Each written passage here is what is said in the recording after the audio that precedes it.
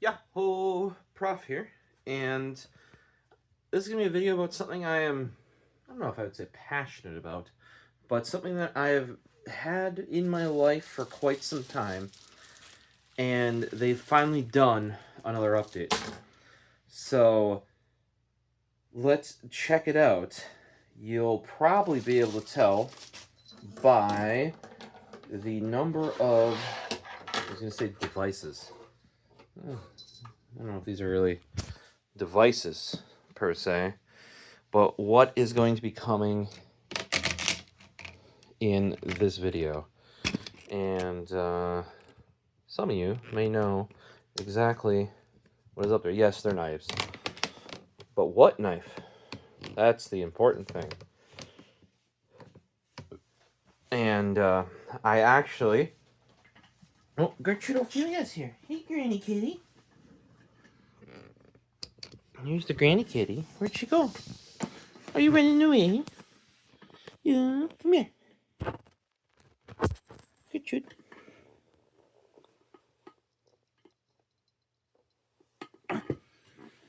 Yeah. I know we're making this video really late. But, so yeah, it is the Gerber EAB series. These kind of don't fit in there. And I'm missing one because I gave it away. Let's get some more light. Pow! Oh, Gertrude showed up. See, can I hit her in the 0.5? Let's pivot up. Hey, Gertrude. Yeah. Oh, and there's Paisley. And come sit in my lap. Yeah, come on. Yeah, come in. Put your butt down. Here we go. There you go, guys and gals. Kitten in the lap. She's been a little stinker lately, where if I give Gertrude, the senior granny kitty, any attention, she's like, well, Paisley, the kitten, is like, that should be my attention. And doesn't necessarily chase her off, but gets there quicker, because, you know, when you're a kitten, you can move quite a bit faster than a 15-year-old granny kitty. Oh, now you're gonna leave, Paisley. Really? Alright. So here is what's in there. I was trying to also get because there are two new EAB knives. You know, for those that are new to the Gerber EAB series. I want to say they're the original. They're the progenitor of this. I may be wrong.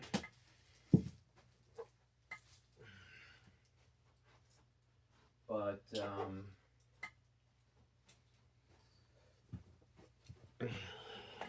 like, you guys know utility knives, right?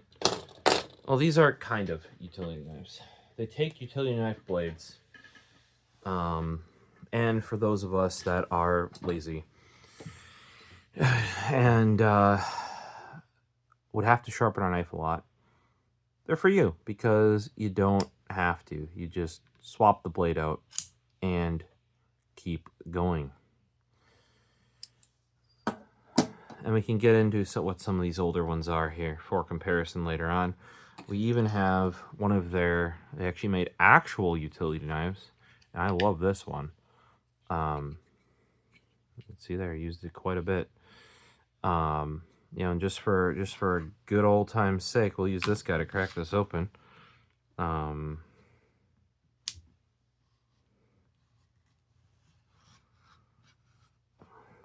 Yeah, that blade is not new. Let's just put it that way.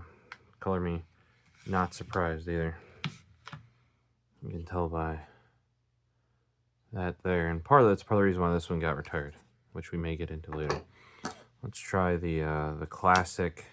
This is the original, the Gerber EAB Exchange a blade with the old school Gerber logo. With I mean, there's older ones than this, but this is a classic with the sword in the stone.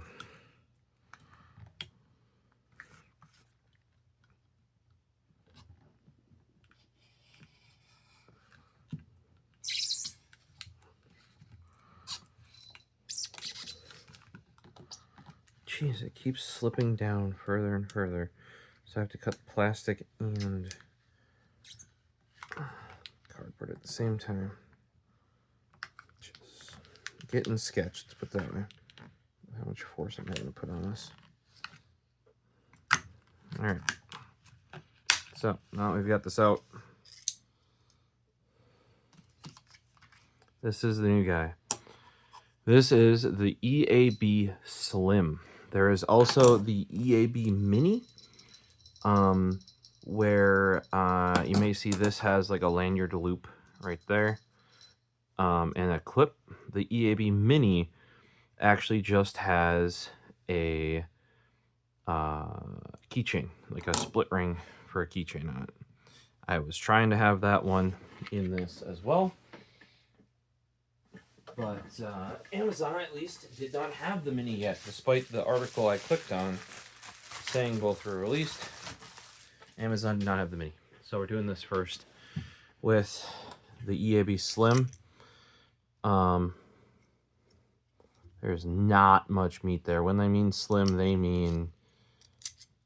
I mean, I guess that's one way to... You can't even get the blade out that way. What?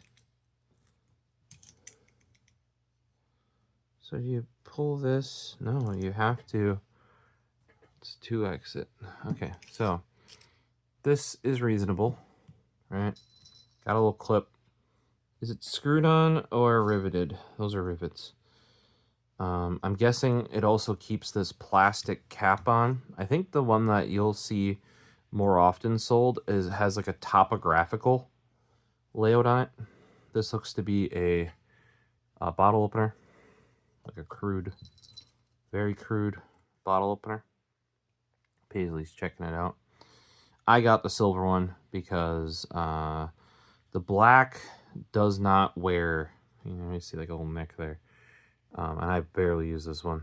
Looks it's all schmooey too. This black too is also like a layer. I mean, like technically any anodizing or anything like that is a layer or a coating over top of it.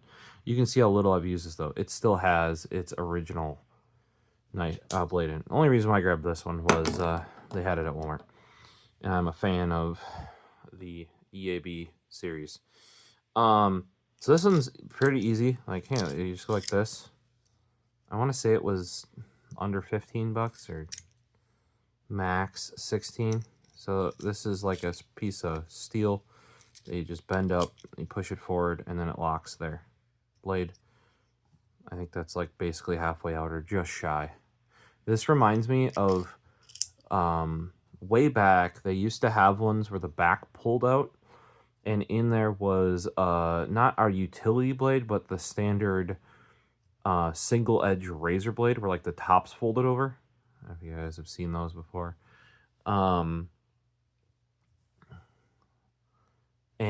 you would just push it through the back. It was like a metal holder for the blade that was, and sometimes not even in a metal sleeve. The better ones had a metal sleeve. I saw some that were so cheap they would have the cardboard sleeve. And a lot of those, like, you wouldn't even change the blade. You just huck the whole thing out and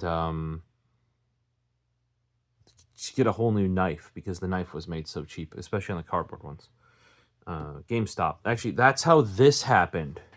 This is why, in a retail setting, for those wondering, why I started carrying my own knife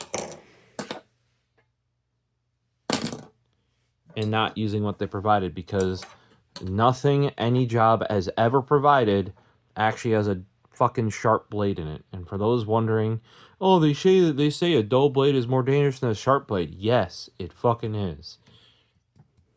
That goes a ways. Let's put it that way.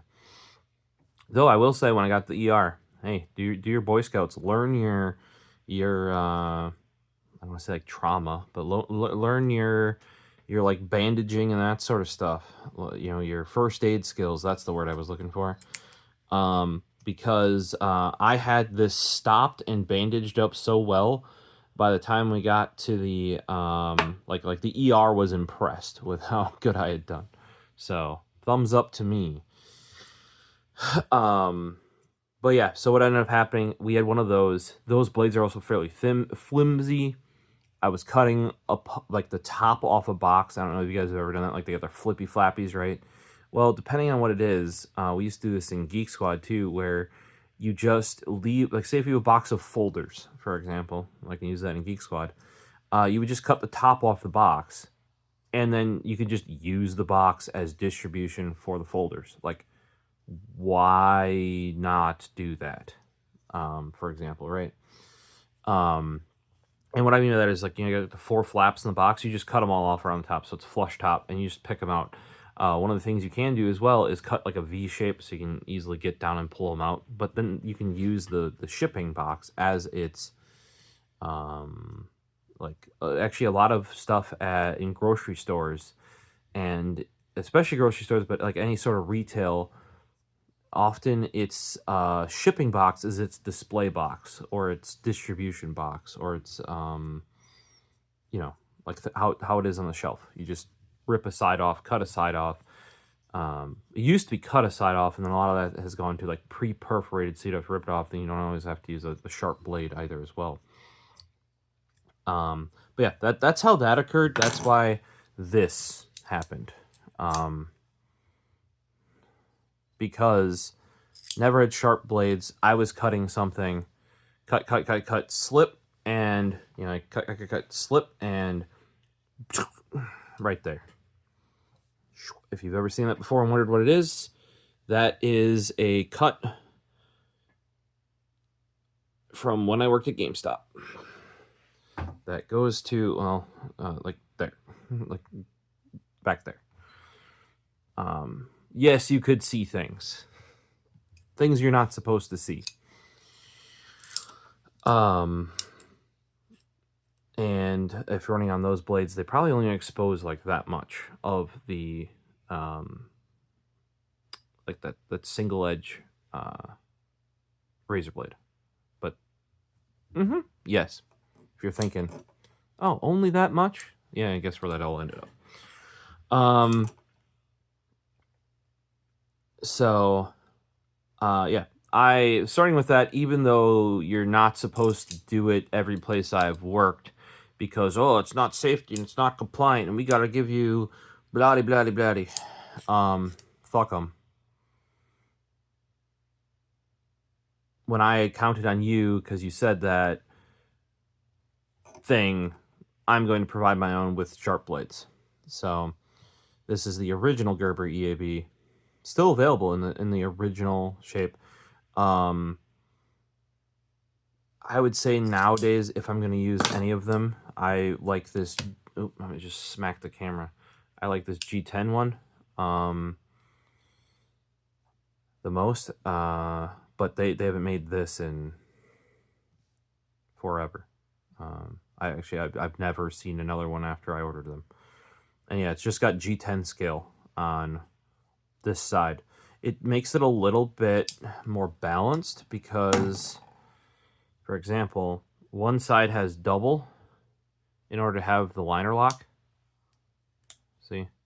And then one side's single. So it makes this side of knife a little bit thicker, which balances out the knife a little bit better.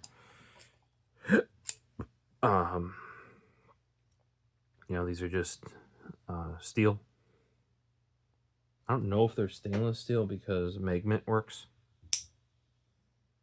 Tactical keychains. They make these for like fridges and other stuff. So it's just steel. Like I said, I don't know if it was particularly stainless steel. Let's check this guy. The new one. The Slim. Yeah, that's definitely magnetic. And not that stainless steel can't be magnetic. Actually, there is ferrous stainless steel. And actually, the more chromium it has in it. Stainless steel body. Yeah, I think these were labeled as stainless steel, but they are magnetic. And some of, I got some knockoffs here, and I've used that on those as well, to my benefit. But let's take a look at this. Let's zoom on in. Less story time, more worky time. We can get back to this in a bit. These are actually not all that too different. But this reminds me of the knife I cut myself with that led to this knife being an everyday carry. Yep, to the point where this is a little loose, but it uses these... Anybody know what I would need to tighten that up? Is that some sort of security bit? Because I mean, I got my iFixit kits and everything, but you know, see, it kind of gets like loose right there. Whereas none of these, like, they're like that much. That's for a highly used one. This one's very heavily used as well, and there's nothing. I mean, you can see it's... And you can tell I was still using Irwin back when I was using this guy. But this guy, okay, so I can tell that this here, you push from this side, and that releases the blade. Okay, how do I know that? Because this stupid thing has that same thing. Wait, are those the same?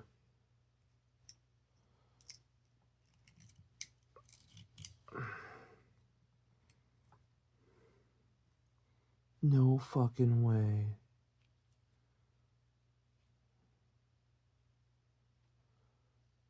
You still can't get it out. I'm going to put this pointy object away. You can't even do it. You actually have to go here and push down there, and then it'll retract in. And then you have to retract it again. I know there are people out there that like this thing. For this size, you could literally get a proper utility knife that isn't as ass. And also this mechanism here, the amount of, like, look at that, the amount of digs in your finger to press this. Because you can't, like, sometimes you could, on some of these, you could just use the blade to bend it back. However, you can't, because then you're pushing against the thing that's locking it in, is the little notch.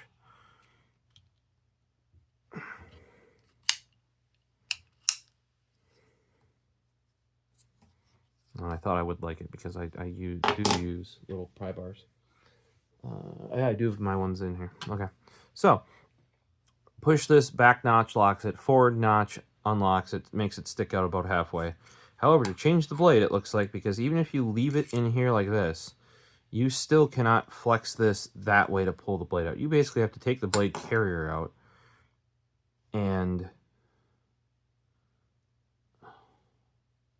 This is not a good experience.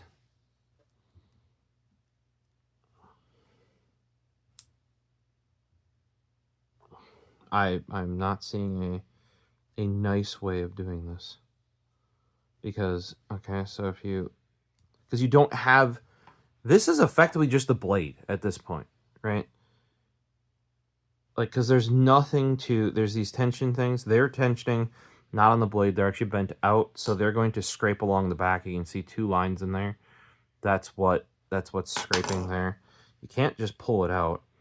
It's then looks like riveted of some sort. So this is like they made a little spring around that rivet to make it as a pivot point for this bottom. These two are, yeah, those are definitely, all 3 of those are rivets, very thin rivets.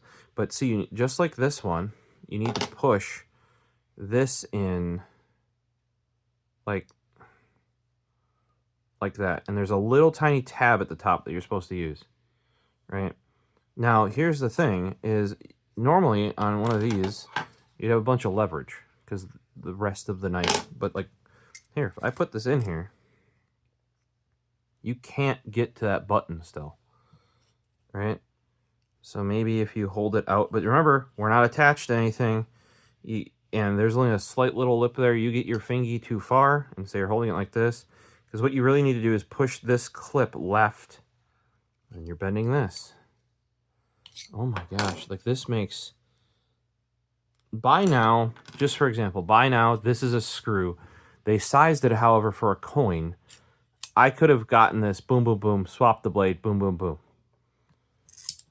Stuff like this... This is a cheap knockoff of the EAB, right? It was $20 for 6 of these. I'm going to see if I can find that again, because it is a great deal. However, it does not hold the blade well. I would not do any sort of like any lateral flexing of the blade or scraping or scooping or shaving. Maybe shaving, but there's always gonna be like a little bit of deflection when you do that, right? Here, for example, though, and they could have easily tightened this up. It's just because it's cheap Chinese garbage. Or, you know, maybe they didn't come out of China. Cheap, whatever garbage. But they're nice to have for opening packages, breaking down cardboard, because that's all push this way. And then if you can push the blade back into it. But here, watch. You lift this. This one hasn't been done in a while. But yeah, you lift that. Oh, look, the blade comes out. You flip it around. You put the blade back in. Close that down. Look at that, it's in there. And it's like, huh, these look suspiciously the same, don't they? Oh, you think that looks the same? But still, you know, there's some play in there. But they could easily tighten that up because that's just, these are thicker too. Like these are only 3 pieces of stainless steel. These are 5. They're also using thinner pieces of stainless steel. But, you know, like here, you can even see, like, up there, it's not riveted together very well. See that? You can see light through it. That's why there's play in the blade. Like, you know, and this is nigh on exactly the same as that. Look at that. Look at that bottom. So they kind of took both generations of EAB, smashed them together, and added a quick change that actually works for the most part half decently. You just press that down. See, this one's much lighter. Boop. You know, would I want to rock this every day? No. But I bought a pack of 6, and there's let's see, there's 2 out in the garage on different parts of the garage. Those are the bright orange ones, so we don't lose them. There's one on my toolbox. There's one magneted to the file cabinet that's next to the tool bench, and you see 2 here. I had 1 at each workbench. I have plenty of other knives nowadays, but back when I got those, that was because I only had a couple of these nice guys, and not enough for them to just be sitting at each workbench.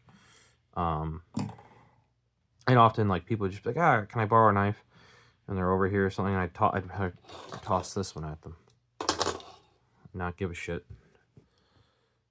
You know, then. Okay, this is legitimately, holy shit. Okay, so here's my technique.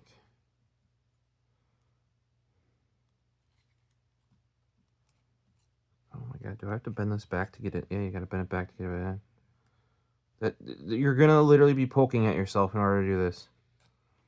If this is a knife you're regularly using, no. This is the exact issue, except worse, that the Prybrid has. Where it's so goddamn hard to change out a blade. Hopefully you're seeing all of this. Like, this is not... See? And now it's caught in the first notch. So then you gotta bend it away from you again, and then hope none of this... Like, you can see, that's already getting out the track. Look at the tip of that blade. That's already getting out of that little tiny track that they have. Oh, and then we hit the first notch. Or does it lock on the first notch? Looks at... No, that's supposed to be in more, I'm pretty sure.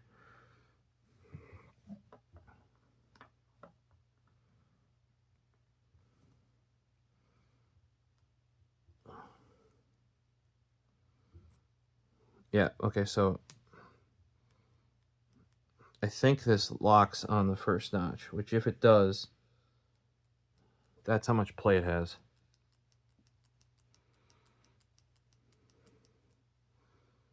Which I'm not saying there shouldn't be any play, because even...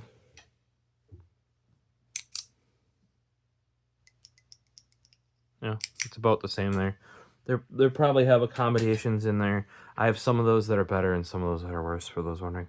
Oh, what is this? This is what finally replaced this EAB for... Well, technically that one didn't. Or this orange guy didn't. Well, replaced that guy for daily use, because I did get a copper one first. But what eventually replaced this guy was my one for my Geek Squad colored one in the squad. And here's the thing, if you're cracking open cardboard boxes every day, whether you're changing the blade because you're getting sticky all over it and it doesn't want to cut properly because of that, or you're having to change the blade because of it actually wearing out, because when you're cutting up cardboard, that's real thick cellulose that you're cutting and cutting and cutting. That's like one of the biggest things that can wear down your knife. I would also argue that this is way too thin. And I understand, you're like, but you bought the EAB Slim. I sure did, didn't I? And you know, maybe it's going back in my brain of this is only slightly thicker than. Also, if you're wearing the belt clip, are you doing it on the belt or what? Because I don't know. Like, here, granted, this is like $16, and this was, I don't know, $80, let's say. And yeah, you can see it's getting dusty on the back from sitting on my shelf. It's because I don't use this one really anymore. When I went on to my next job, I had a green one that's even gotten run over by a car, and that's still the one I use out like when I'm out in the garage and doing like really, because it's beat up as. Using that for on-site IT work, you know, this was a Geek Squad one. It definitely has wear, but nothing like the one that when I was doing on-site IT work. Also, it may have fallen off of my belt when I was at a Best Buy. You know, like you have an asphalt, you get those little dips from our cars park. Fell into that on a rainy day. Wasn't able to pick it up because I had to be on site for jobs for 9 hours. And I did ask Squares, he was still working there at the time. He couldn't find it. I knew exactly where I'd parked, where it had fallen, and it basically had been this guy, but here, fuck it, I'll go get it. Fuck it. Let's do it. Let's do it.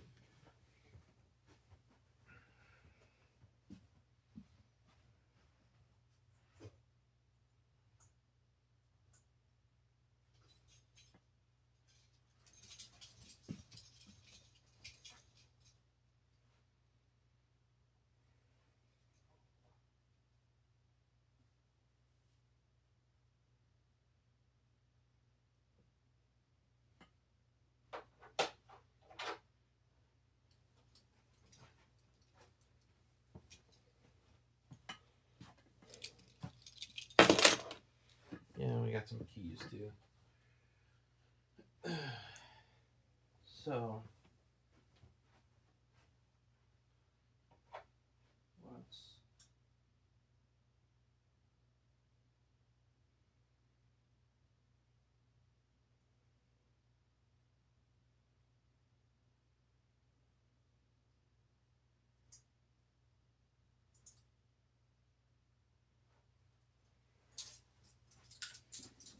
I think I changed out the juniors way quicker.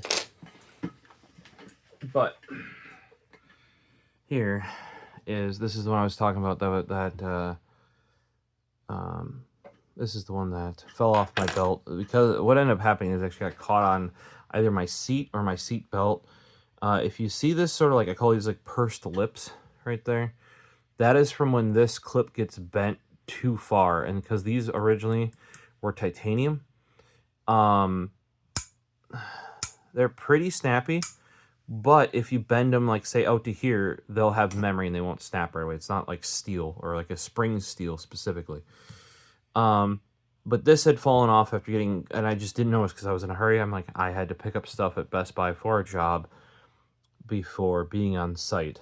And this was the last batch made by Brad, who started Tactical Keychains, TUKK, before he sold it off to the current owners. I believe it's 3 brothers. This was the last batch. Coworker actually has the first one of their batches. But because it's green in the job that I was doing was green, also I was like, I kind of got to retire the Geek Squad one. I'm no longer Geek Squad. You know, and the place that I was working for was green, was their color. So I'm like, perfect. And if you notice, I have a lot of pens that are this sort of OD green. So yeah, this is the guy that fell off my. You might be able to see a little bit of rust in those screws. I didn't get new screws. fell off my belt and fell into the little spot your tires make in a parking lot, in asphalt. And luckily it fell there because it didn't fell out, bounce, and it being a rainy day, it just lived in there. And it had people, because I got there early, real bright and early, as much as I don't like doing that. That's what that job needed. All day, because I got there when they were, when my main job was done, because I had things scheduled. I'm like, I can't just drive back all the way across town just to go hope my knife is there. You know what I mean?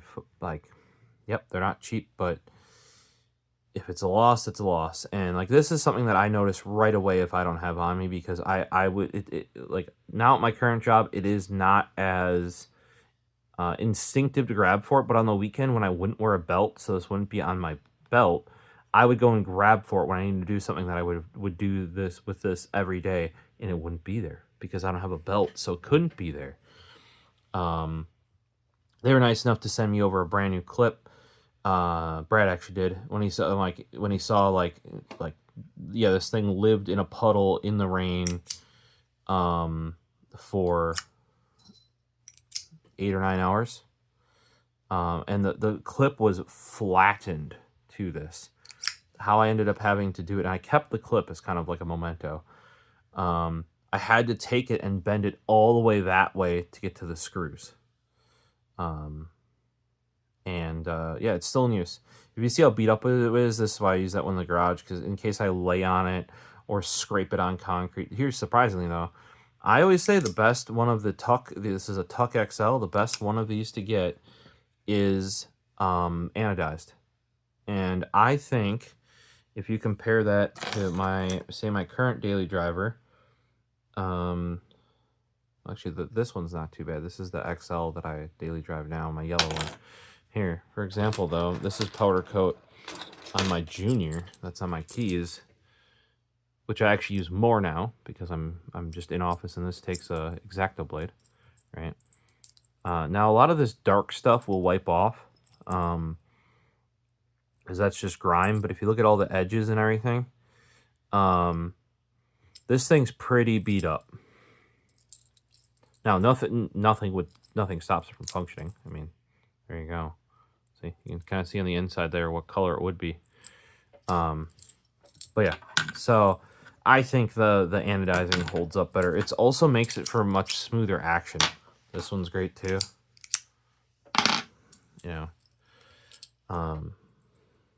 Whereas the Junior you just saw, as well as my new daily driver, which is not an HD. That's what you were seeing here, the little notch. A little bit more rounded, slightly thinner design. That's an HD. This one I use, this is my main at home, and you can see around here, that's from, my fingies. And with any of these, a lot of the leading edges from using them will kind of wear. Why is it wearing there? Well, obviously you're cutting stuff, so that's the most likely edge to touch whatever you're slicing. And that, if you look, is nowhere near as worn on this much older, much more used model, because it's anodized. So as much as you can get some cooler colors, like this is a matte, like orange, like fluorescent orange, like hunter orange, smooth, with this tapered clip. Loving the tapered clip. I have a video on how many tries it took to get this finish. And I get the perfect finish, and I mean, the flat areas still look amazing. Love it. But I'm basically using it and ruining it. But hey, favorite color. Could you keep the one at home and use that all the time? Like if you just get one of these? Yeah, sure. That's what I did for the longest time.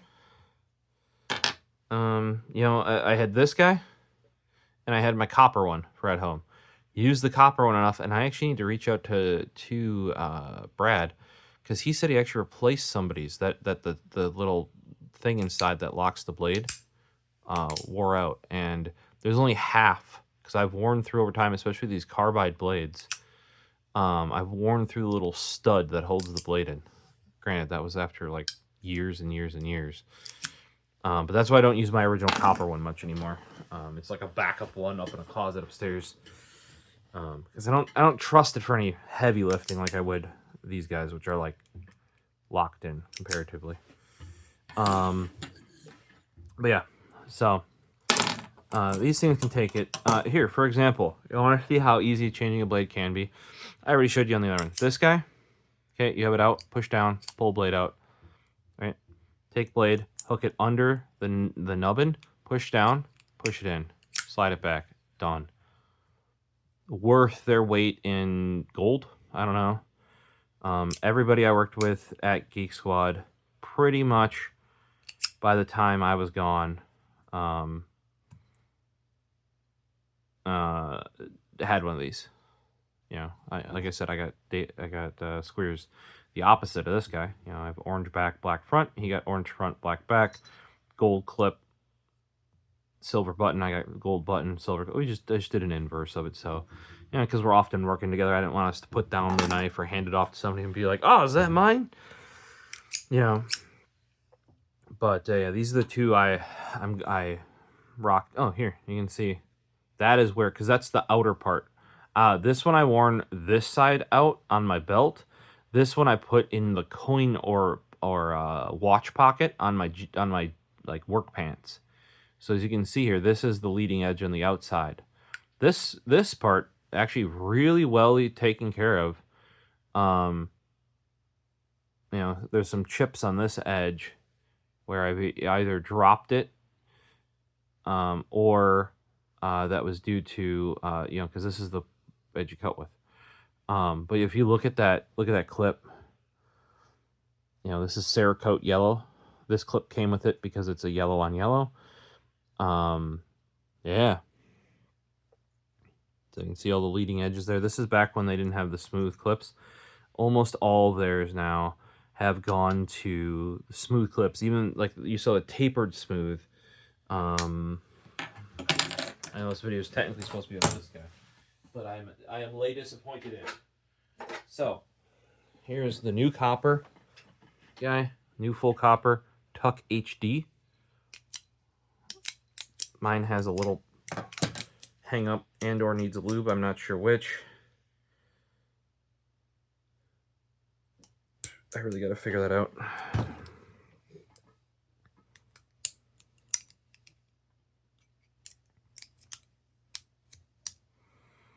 See, and other times it works beautifully, and other times it, yeah. I would avoid these. I mean, for collecting purposes, and or if you like a specific material, you know, get a copper or you know, one of their other ones that they do. But there's cost wise and just consistency wise, there's a reason why they mainly use. Look at that. I thought it was doing this weird stuff because I was using the Fiskers blades that have like a hole in the middle, and that happens to be like right where this button is. But yeah, so this is also, I ordered this in smooth, meaning it has only the logo on it. There's no like milling on the back. And then this is the smooth clip. It's just, there's no ridges. And that was supposed to like grip onto whatever you're gripping. Coworker that picked up my, you know, this was the end of an era and picked up the other one. I believe it was orange. One of his biggest complaints was those grabbing that out of the pocket, like it would catch on things and or catch on him, and or be rough, not in like a bad way, but just rough on him. That clip's a little loose. So I did actually, when I got my orange one, I was able to order like 2 clips with it, and I ordered one of these for me and the other one from him. They aren't cheap for the clip. I want to say they're between $10 and $20, somewhere in there, just for the clip. He's like, I don't know if I want to spend the money. I'm like, dude, they've been out. I happened to see that one was still in stock when I ordered. Yeah, that needs to get tightened down. I ordered you one. And he's like, yeah, I'll take it. So, but that's what a smooth one looks like. And he, like, I don't know if you guys can tell that has caught me before. Do you see? there's just a hair poking out, and you can tell it's not locked because. So when I use this one, and this is rather annoying, you have to. I put my finger here, push forward, partially push it out because it wouldn't lock back, then push down and bring it back again. And I don't know why this one is like that. It's not like I thought it was initially because I was using the Fiskers blades in here, but that does not seem to be the case. Here's the titanium one, which I've had a video on. We're like, oh, their tolerances are so bad. Yes and no. So if you look at the slot here, it is way wider, and apparently that has to do something about the titanium material being like different dimensionally than the aluminum they usually use, and that is how it ended up. These were not cheap. I don't think they're ever doing another run. This was only available smooth front. I went with smooth clip for it because I thought it went with the smooth front. And you know, this sort of classic, oh, dude, I love just tumble titanium. It looks so good. But doing this one, you really gotta, if you like do it with some gumption, even there, see, it didn't come out all the way. You really gotta like kind of like flick it with some, you know, to be truthful, if you're only using this one, you'll get used to it. It's when, you know, like I'm used to using that guy. But yeah, so that is how easy a blade change could be. I have other knives, other utility knives around here, other small ones that just take blades like, oh, here's Bob the box cutter. This is a anodized aluminum here. Bob, it's a bolt action box cutter, right? Bob the box cutter, a little bit bigger than the TUKK. I don't personally think it feels hollow by comparison. I thought I would like that there's this sort of taper like you see on a normal box cutter. That would kind of like help you guide your hand. Also, you get some grip here. There's just a little bit more to it, but there's still less than, say, you got even a hair more on this Gerber Slim here, right? If you notice, it is pretty much that body, but you know, like my finger getting on there, it's kind of like a compact pistola, where if you put on the +2 magazine or +1 magazine, it gives you that little lip for your pinky, right? I don't necessarily like that that's open like that. That's right where you want to put your thumb. They even put the ridges there for your thumb. Let's try and advance this and see if it's still like that. So they make it seem like you could, like with this here, you can get the, why that dot shows up through that window. That almost makes it seem like you could get the blade out here, but it is locked in. So I would still argue, at least with my hand, this little pinky is still out there hanging. The pry brit is still like that as well, because it ends up in the bottle opener. You know, but would you rather have this poking in your hand up here, or like you hooking your pinky down here? I guess this is better. Like I said, my biggest complaint with one of these is the big reason why you get a knife based on a utility blade like this is that you can relatively easily change the blade. Yes, with this you need a tool. Now granted, on my keys, I generally have a tool. You know, and you just jam this in there and you go break it open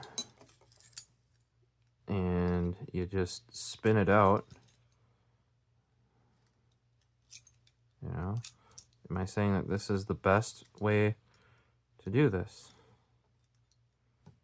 No, I'm definitely not. But that into that, boom, boom. It's at least secure, and you saw how tight, how well that screw holds this in. You know, like this guy is still, I run this EAB, and you're like, well, if you're always carrying one of these with you, why do you gotta have one in your car? well, what if I'm not? I expect basically to have one in my car. So just like pens, why I keep some at my desk and in my bag, and I carry refills in my lunchbox, is yeah, I expect to be able to use my pen. So if my pen runs out or won't write or the ink exploded, I want to be able to have a similar experience. There you go. See, that, despite requiring another tool, was faster. And by tool, I mean you can, like, this came out back when you might be more likely to carry coins. When I picked up the EAB, I was working at Walmart. And you're like, how could you be working at Walmart and GameStop? Oh, baby. I tell you what, worked a lot of jobs in high school and right out of high school. So, but yes, so this eventually went with me to, excuse me, Geek Squad or GameStop because of that. It's also a money clip. That's why this part's here. I never used it as a money clip. However, after having this for, I don't know, a year or less, the price did come down a little bit. I want to say these were $20 new or something like that. And or they were more available. And what I ended up doing is I ended up buying not this one, because there's the EAB Lite, which is this guy, which is, basically the same thing. Like here on this one too, it's shifted a little bit up down, so you can actually catch. This guy's old. This guy's I don't know, 20 years old, give or take. When did the original Gerber EAB release? When did the Gerber EAB knife release? Didn't understand. It used to understand for some reason. Kitten, you're on the keyboard. You can't be on the keyboard. We've been over this. You can lay on the desk. Just, I really wish you wouldn't do that either.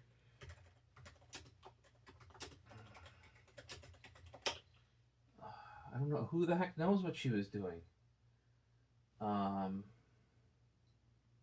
Yeah, I just read this Gear Patrol thing that had this. Gerber's EAB knife just got even better. I don't know if it got better, guys.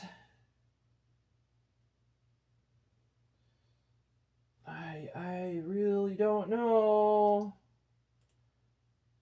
I would argue it didn't. If you're wondering, the EAB Mini, they only show the back side of the EAB Mini. And what I mean by that is they only show this side of the EAB Mini. They don't show that side. They show this side of both of them on both of knives. The black one, like I said, I already knew I didn't like Gerber's finish from this guy, and I'm assuming it was the same. So they only show that side. There's a high chance the EAB Mini is just this without the clip, without the top, without that notch, with a little split ring on it. I may pick it up if I see one because they're relatively cheap.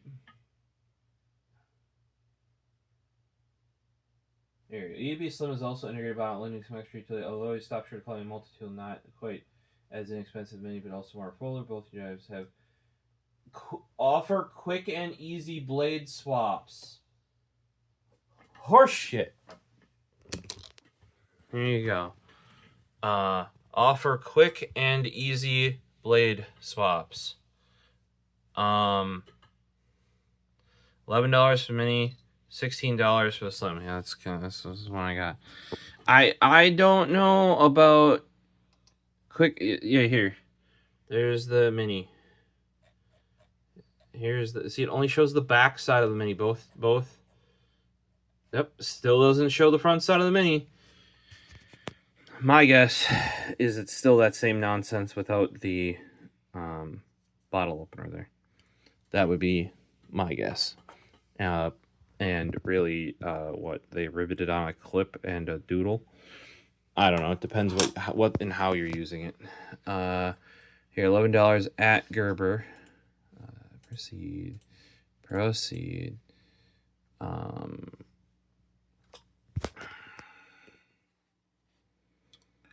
Oh, here at Gerber. Now this is the Slim again. That's the Slim again. If I click frickin' mini, give me the frickin' mini. Yep, it's the same. All right. So yeah, I will probably not bother buying the mini because the mini is literally just a. If you only were going to use the lanyard loop and put it on your keys, get the mini. I guess it's cheaper. If you don't care about this clip, which pretty strong. If you don't care about that or the bottle opener, sure, save the $5 and get the mini. Personally, I think, especially using it this way, you advance the blade and you're cutting tape this way or cutting the side off a box. This clip, and I've noticed that with the TUKK XLs as well, because this guy has them. It kind of fills this area here, right? You're like, well, how do you know that? All of yours have the clip. Yeah, well, I got 2 orange guys up there that don't. If you want to know more why I have so many orange ones, you're going to have to watch the video and or videos where I mentioned that. I want to know about the quick and easy blade change. I would perfect for opening back. Okay, how do I change the blade?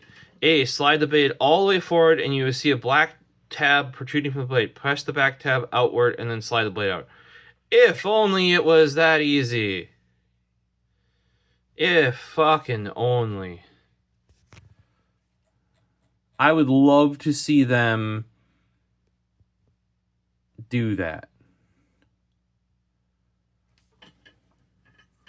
Okay. Let's try again. Also, I'm going to consult the maybe I'm a dumb. We've seen that before. I can definitely be a dumb.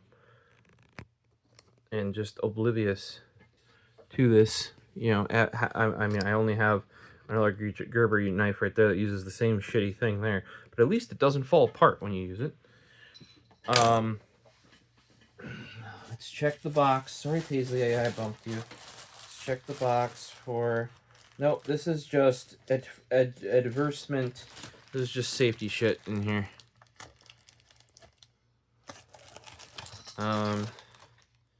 Yeah, there's no. They should have a little diagram of how to change the blade on the back or something. EAB Slim cut down the bulk. Gerber guarantee bottle opener slide lock lightweight. I don't know if I would call that a slide lock. But okay, for example, let's go back to the Bob Box card.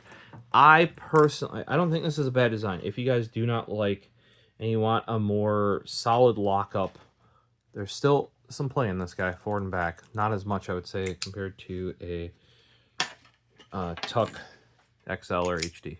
Or I even have an ES over there, which is the fancy one. The Elite series. I would argue that this thing's bulk and thickness, maybe it's because I'm so used to this. For what I do with it, I don't need this thickness. I thought this extra length might be helpful, but I can't really get the pinky. Maybe if I finally get a lanyard on there, because often you can pinch the lanyard. Here, as an example with this guy. Because it's so short, you actually pull this lanyard tight with the back of your hand. And like I would actually use it this way. So you only got 2 fingies on it, really. And the other ones are kind of doing like the push-pull, like a sling with it, like an MP5 or a Mac 10, Mac 11, pew-pew. You know, by the way, this thing's awful. It's this long, and then it gives you that short of a blade. And then once again, you press it again, and it comes out, and it's got the same stupid mechanism. And this is a massive knife for a... Like, you can see they kind of tried to follow the angle, the hangulation of that. Like this thing here, they tried to follow it with that on the Exacto, but they didn't quite get it right. That's at more of a... Here, I'll use this shitty guy. I gotta push up for it. So if I follow this, we don't hit, like right here, right? We hit metal there on the bottom here before we hit that. Even if you go here, if you notice, now there's some thickness there. So maybe it's looking like it is because there's the difference between that blade and the thing. But yeah, that's how you can tell, is there's that much. It eventually starts overlapping in. Realistically, this blade should be closer that way, but with how much thick they have on the sides, if you're wondering, they don't need that, it turns out. Oh, look at that. Somebody else did it. These pry birds suck. Okay, Bob box cutter. Okay, that's all the way out. You cannot get purposefully. You cannot get the blade out when it's all the way out. You have to go before it goes over the, like, the bolt action notch there, right? You gotta go boop, then you lift it up, pull it out. That is, I don't even have to go get them. That is a Fiskers blade, right? Sure, we'll use the yellow guy. So if you can see, the reason why these tend to have issues, I prefer the Fiskers ones. But right where this button needs to go, there's a hole. And see? That is exactly what happens on this one. Now, I don't know if I used the Fiskers blades enough that I like wore a groove where it partially stops into this guy because it's copper. Copper is much softer than, say, like steel or something like that. But I wish I could use the Fiskers blades because I do prefer those. But as you can tell, it because of where it is, it always leaves that little hangnail. I call it out. Can't use those safely. Not okay. So DeWalt carbide is what you want. If you can only get the Stanley carbide, they're the same thing from the same factory. Stanley owns DeWalt. And look at that. Perfectly fine every time. I thought this guy going back to the DeWalt and Stanley carbide, but I used it for a number of months only with those Fiskers blades and dealing with it. See? And you can see, like, that looked locked, but it wasn't, because you could just, you know, that's not all the way out, so you got to pull it out with your fingies, push it back. Nope, not out. Put your fingy there, pull it back, and lock it. Then it's actually locked. And even then, sometimes it's not actually locked. You really gotta, that's why I said, just when you get fancy with the materials, even though they're more expensive, they're less utilitarian. And then even here, you saw, like, I've tested it in other, it's not that one that doesn't like, it's because there's the hole in the middle. That is required for certain Fiskers knives. They lock into that, and or they have tools that hold the blade this way and they lock into it. Otherwise, though, unlike some of the other brands that put the hole in the middle like that, I think Master or something was one of them, from Menards. You know, like their stuff for the most part can take those. Now, why can Bob the box cutter take the one with the hole in the middle? It's, well, the magnet's offset. The magnet's on the back third of it, not the middle. If you notice, there is a little magnet showing. I haven't had that cause issue, but for the most part. And then when it's locked in like that, that's wedged in there. You're not relying on the magnet. It ain't coming out. So that's how quick it was to do Bob the box cutter. Is you go before the thing, tilt it, pull it out. Bada bing, bada boom. Then same thing to put it in. You put it in, tilt it up, and go over that little notch. It's in there.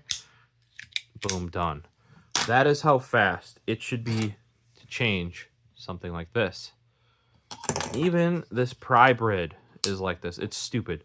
Okay, if your hand's here, you should take the button from here to there. Not the button from way the fuck back in the middle of nowhere to halfway. No. No. And then you push it the rest of the way, and then you can get this. Then what you do is you put your big thumb guy on top here, and you separate that and you can get your blade out and then you can put it back in. It's still uncomfortable but and then getting that back in there, the tolerances are shit. So you gotta push that back, then slide it in, because on thicker blades, and you're like, thicker blades? I thought you said the DeWalt, which is what's in here, DeWalt carbide, are standard ones. Yeah, they are. It hits. See? So, but if you just push it that way, and like you kind of push this down a little bit, it'll get back in there. I can only imagine, because they make thick utility blades. I can only imagine what that would happen in there. So then you're here, and you go back. So I think this is G10, might be Micarta, not 100% what they used. I actually bought a coworker one of these because it's at least, I'd say if you're using it a lot, that having the bigger handle, and you can kind of put like a carabiner, like a thin carabiner through here, and then you can just hook it on, because there is no clip. I think there was an updated one of these that had like a clip on the back. But yeah, so let's try this one now. You saw how relatively easy. Oh, here, we'll do the Prybrid Mini, or whatever they fucking call this shit. This thing feels even more like butts to use. There is actually a bigger tab, for those wondering. You pull that off to the side. Might be able to even use your pointer finger. Yep, there it is. They, of course, use the new Exacto style with the smaller, less long thing that Exacto changed to once they got sold or bought out by a Chinese company. This one, however, does actually fit back in there, but that is because I have never changed that blade. If I put in an Exacto branded one, or what you should be buying, which is Excel blades, still made in the USA, still have the old notch, not the garbage Exacto changing the notch. Literally, Exacto changed it. Like, my dad has tools that take Exacto blades, and entire kits, and even like a mini jigsaw that kind of takes Exacto blades and stuff like that. They all require having the longer, like, what do you mean by longer notch? Here is a made in the USA. There you go. Made in the USA Exacto. And I didn't realize, because I actually tested as part of Geek Hack back in the day for keyboard modding. We were one of the communities. They tested it in keyboard communities and modeling communities. Their Z series blades, loved them, kept buying them over and over and over.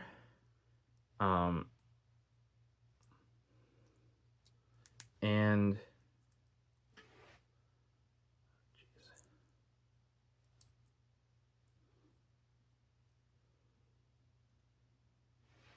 okay, I was wondering.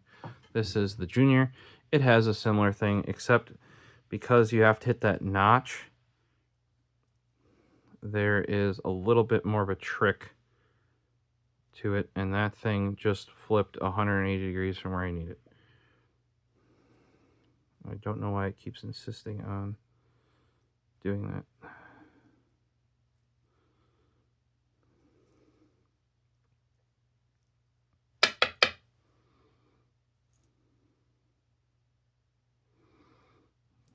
The magnet in here is just not agreeing with me.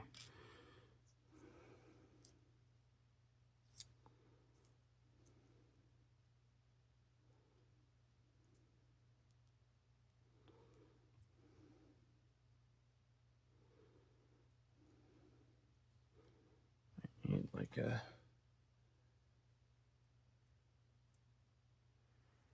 pliers or something. Normally this doesn't happen because it keeps shifting on me. I grabbed the exact pliers I didn't want to grab. And I knocked my headlamp off. Lovely. There we go. Mr. Pliers. Really? So we can't turn it because I need like an eraser.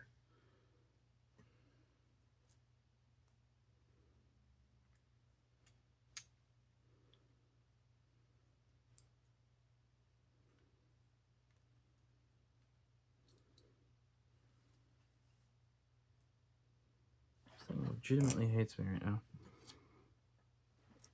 I might have to deal with this later. But this is supposed to go up and over that. Pertaining that is at the right angulation, but it really doesn't want to be. It really wants to be 45 degrees from the direction in which it's supposed to be.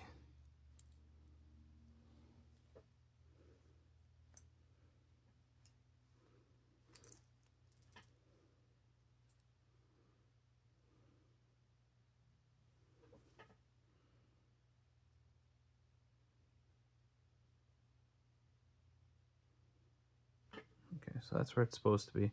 Those wings go under the thing. Hey, there you go. Look, and then you hook that over, and that's snaps in like that. And then, ta-da! A little bit harder than the big guy. If you do that a couple times, though, I don't... Well, you saw I carry the Junior a lot and use it a lot, but I don't cut a lot of things that make it require changing the blades frequently. So it's a little bit more annoying. If you make sure to hold it so it doesn't do that, it's not nearly... And you kind of use gravity. And you just pick it up and over it. So if you just make sure that shit doesn't turn, you're golden. For example, keep your fingy on it so it doesn't turn. Grab your new blade. Gravity, hook it under. Ta-da! You know. So, get used to it. Do it somewhat often. It's not really any harder than any of the other ones. So this one, boom, like this. This needs to be pressed that way. If you look at this, once it comes out, it literally can't. It's purposely overlapping. There's actually a little nub right there that rides on the inside of this lip. Right? So they're saying, like, because you need to have it out this far, because that's where that tab is. They're saying just push this over.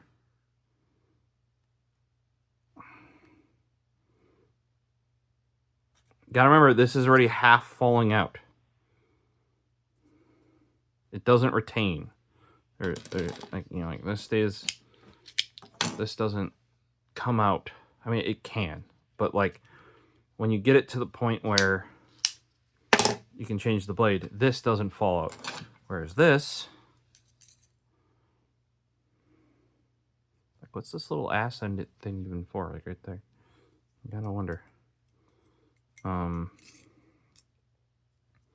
You know, that is not far enough because this flexible thing is still covered. And realistically, I don't even know if that's far enough because if you watch this, so while this is still in here, like say we lock it in, right? Yeah, you can't open that up far enough. Like that's like my nail under there. It's not lifting at all. So you got to get it like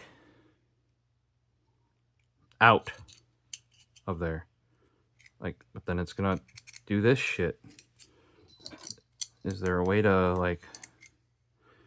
I have to imagine they engineered some sort of a trick where like this sits in like this, which then allows you to hold it, because this whole nonsense where you can't, like, you're basically holding on the blade to remove the blade from the blade. Like,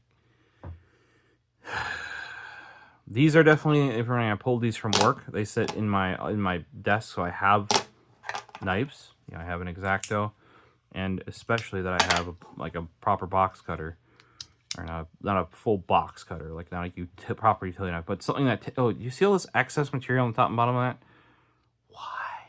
Why? Like, you're making the... Here. Look. No, almost no excess material on the top and bottom of that.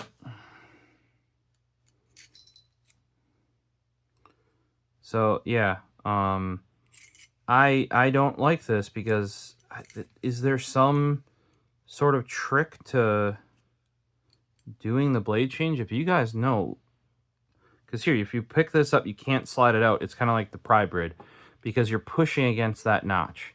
So you got to hold this down, yet pry that up, yet at the same time slide it out. However, if you poke your finger through this hole to slide it out, your literal finger is what is preventing it from sliding this way because you're pushing it through here, right?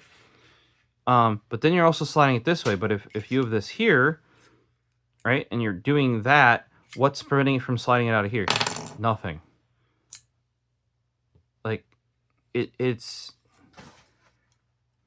See, and then that snaps down so hard that you can't, you know. So you kind of poke the tip in, I guess, and slide it under. And then I showed you before where if you catch it wrong, that wants to come out and get you. I cannot recommend the... I would say I dislike the pry grid, which we can take a look at. I would take the pry grid over this Slim. Now, if you're doing something where you want a utility knife and you're not... Paisley is cleaning house over here. Paisley, hey! Paisley, hey! You can't destroy all of my paperwork, please. And you're not changing your blade often, fine, but I feel like there would be better better options than this. An old EAB. These are still out there. $10. Walmart, Home Depot, all of them. Paisley, you cannot be doing what you're doing. You cannot. No, you cannot.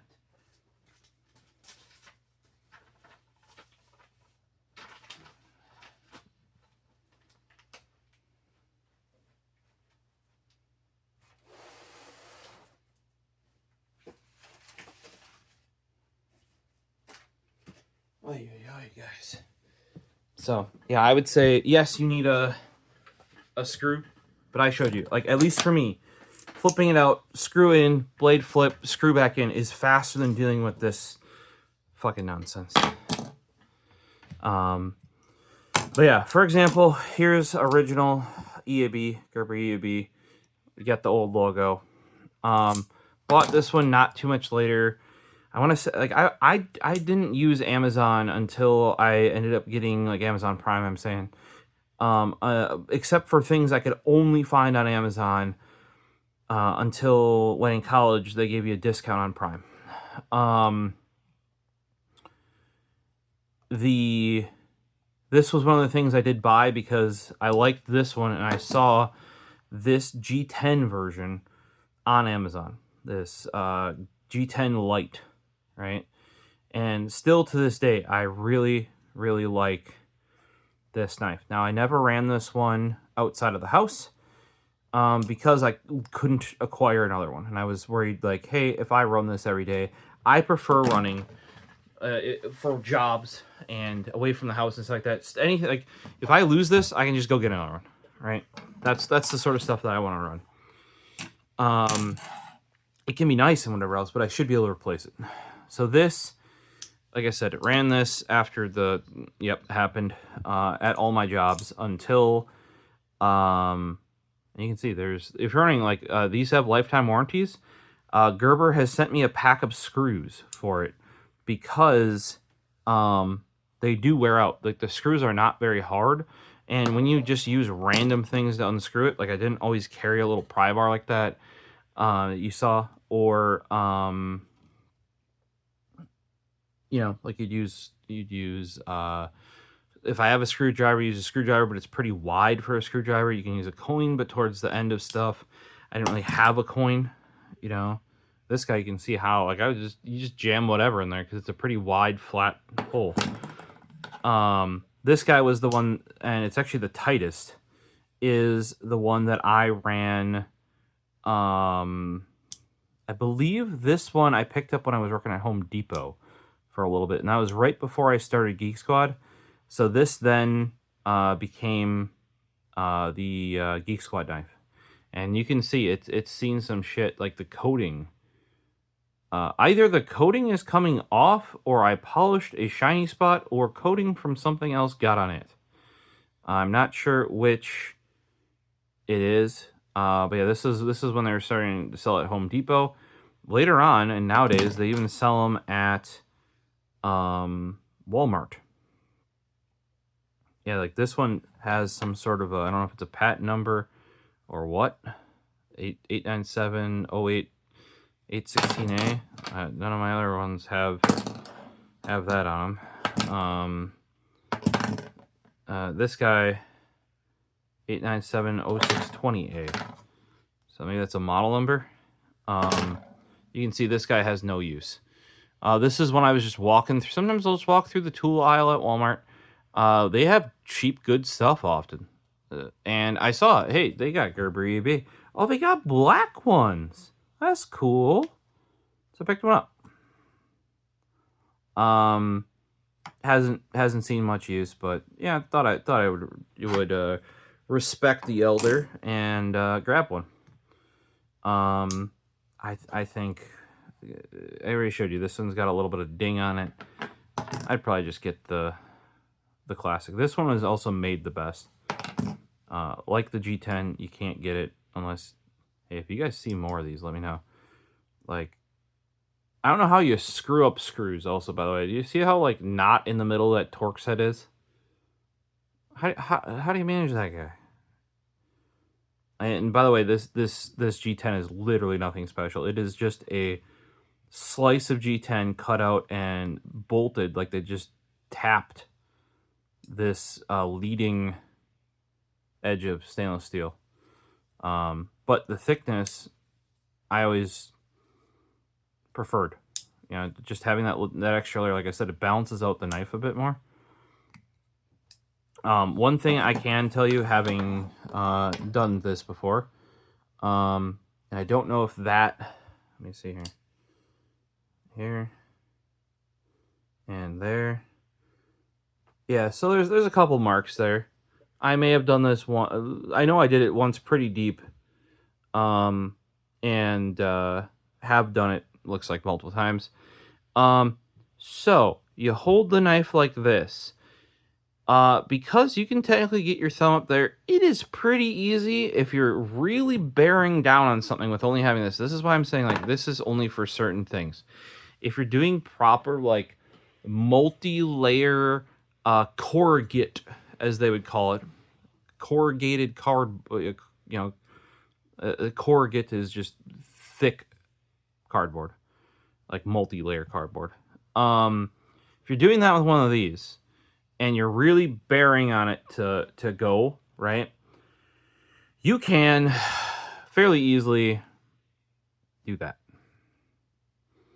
Because if your thumb goes here like mine does, and you want more force here, it is fairly easy to do that without paying attention. And then if you're pinching, which you're going to do if you're putting a lot of force down, yep, you can make the blade very much just go straight into your own finger. So keep an eye out for that. That is why they have this more predominant stop here going forward. But they should almost round that off more, if you're wondering, because this is already kind of pointy. I don't know if you notice, it's already kind of pointy. See? So that's kind of pointy. So initially when you're doing this, you don't think of much because that's pointy. And to be truthful, this is actually even a little bit less pointy than that is. Because it's just, if you have a nice sharp blade on it, it's just cutting your finger. So it's actually kind of less pointy. So that is one downside. Like, if you're going to use this guy, I would have, like, if you have a proper tool bag in the car or wherever, or if you're buying this mainly for your house, keep a, like, you also want, like, a full length utility knife. You really do. Because as much as this is fine for, like, single ply Amazon boxes, opening up new products, like, this is super handy if you're running. Where this comes into working, like, in Geek Squad is, you got to unbox a crap ton of new products for customers because they want the product, they just don't want to set it up themselves. And then you got to break it down and throw all the garbage and all that. And you got to, like, if you're sending stuff out for repair or bringing stuff in from being repaired or bringing in parts and products that need to be done, all that has to be like unboxed, but a lot of that you're not cutting the corrugated cardboard. You're cutting tape, or you're cutting the plastic like you saw me do earlier. That is where having a nice sharp utility blade is very, very, very useful. And you don't need like a full on big hand, you know, like where you want the more leverage, you want the more comfort. You can just whip it out, put it back, right? Exchange a blade. Very good everyday carry. Now, like I said, get Bob, or I would recommend a TUKK XL or TUKK HD. Here's the HD with the little notch guy.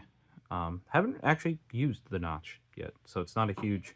I do prefer this thinner design with the more rounded edges, though, on the smooth, the TUKK HD Smooth specifically. But these are cheap. These are anywhere from $10 to $20, depending.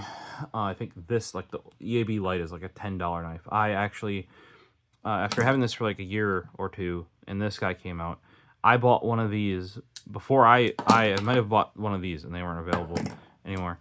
But for the following Christmas, I bought for every guy in my life for Christmas, you know, like grandparents, parents, cousins, that sort of stuff. I bought them one of these. It was like 8, 9 of them. And yeah, that was my gift to each one, every one of them. Was part of the change to this more... It's closing past 180 degrees. Like, I don't know if that's why I think, and it has some sort of positive lockup there, right? Like I said, this one is a little bit looser because it's a little bit older. That's probably the reason why the Lite is better if you are pocket carrying it, not like belt carrying it. This guy, because it's locking up exactly at the 180, and there is no, at least on mine, maybe I've just worn mine out, there is no positive stop on the close. So like this guy stays closed, right? I mean, this is like the newest of my, not this one. This one also stays closed, but like it hooks past the 180. Whereas this guy, as much as I actually prefer this sort of notch, there's more blade exposed, which can be good. But like this is a much more rounded thing here, and I don't know. I never had an issue with this one with my finger slipping off and me doing stupid shit with it. You know, and leaving multiple of those marks. I don't know if you guys can see that on my fingies. There were things that came with those marks too that you got to pay attention. Like, you're in a hurry. It's like, oh, I gotta cut up this big thick box and get it out of here, or I gotta cut out this piece of carpet, or you're scoring drywall. You know, probably use a, like, as much as this is great for EDC. Now this, like I said, this is the downside of the original. At least on mine, you guys can tell me if you have an original Gerber EAB if it locks shut. Whereas the EAB Lite, this one has a little bit of play. Quite old as well, probably more than 15 years old. This guy's nearing 10, and it's still great. So that's where I'd probably say EAB Lite if you want one of these older designs. Just careful of, you know, putting your fingy past that guy there. On the same note here, this was their follow-up. Oh, I should say, after the Lite, there is a EAB Utility Knife. And I bought it because of some, like, me catching myself on this guy a couple times, as you saw. And especially, I started doing more at Geek Squad, like breaking down some bigger boxes. And I was like,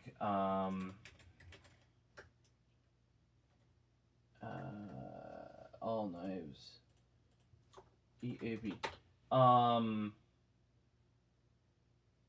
See if it shows. No, they don't even have it on the Gerber's website.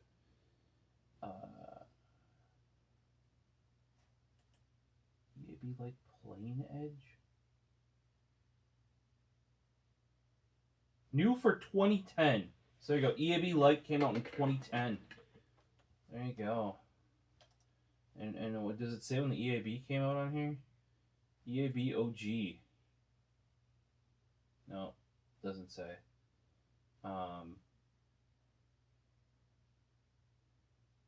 Somebody says this thing's impossible to close. You guys saw me flipping and flapping that thing.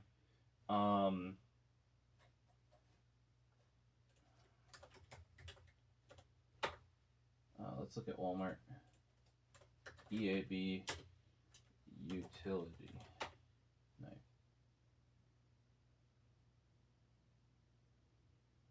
All right. So maybe I'll have to pick up one of these for my collection because I gave mine away to a coworker when I left Geesewood. So you get a 2-pack, EAB Lite and EAB utility folding combo thing. That's the one I got. Gerber Gear Edge is what they call the orange one here. Gear Edge Exchange a Blade. So if you want to see, oh, there's the thing. Yeah, that Do-It single edge retractable box cutter. Fuck that thing. I gotta twitch it. You see why the camera's shaking? Yeah, that's why.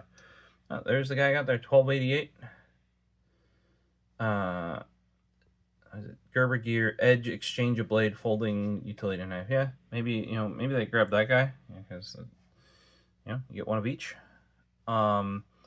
This is not a full utility knife in my opinion, and or box cutter, but it is much better than, like, if you want to do bigger, heavier things than the standard EAB. It is considerably bigger though, because it has a full handle. But they do know how to do quick change utility knife exchange a blade. That little thing right there is what does it. You push on it, and the blade comes out. And you push the blade in, and it's in, and you're done. So that is what probably should be on this Slim thing.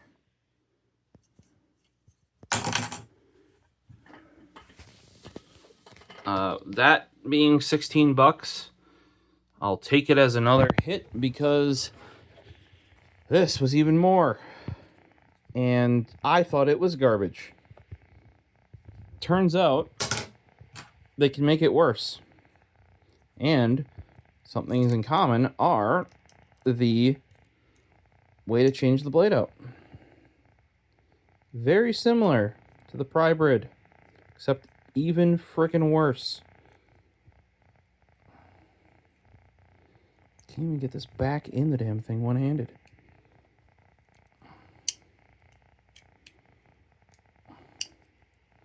Oh, and another nice thing, like, if you guys prefer having a knife, I don't know if I would fly with one of those. Those get pricey. But I do always fly with one of these. Not probably the EAB Lite, because I can, it stays shut properly. And no blade. You're like, oh, but you can't fly with a knife. Right. Yeah. You fly without a blade. You just go buy one. You just go buy it. Like, you can buy a pack of blades literally wherever. Yeah. So this is the guy I was running for a bit. Definitely bigger, but much more sturdy. If you start breaking down much big, like, double ply cardboard, like here, that is a thick box for a single ply. The stuff that we're breaking down is like 2 to 3 of those. Big old fat boxes for shipping things that are big and heavy, like iMac all-in-ones.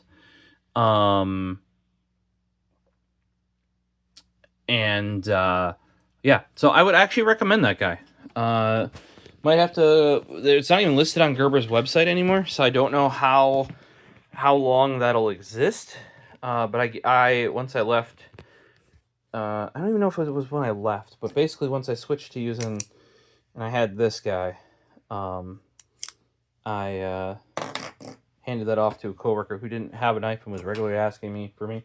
So one time I was, when they asked for it, I was like, keep it.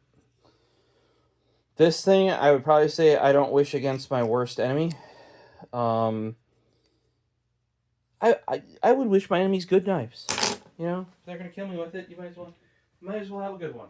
Let me grab my.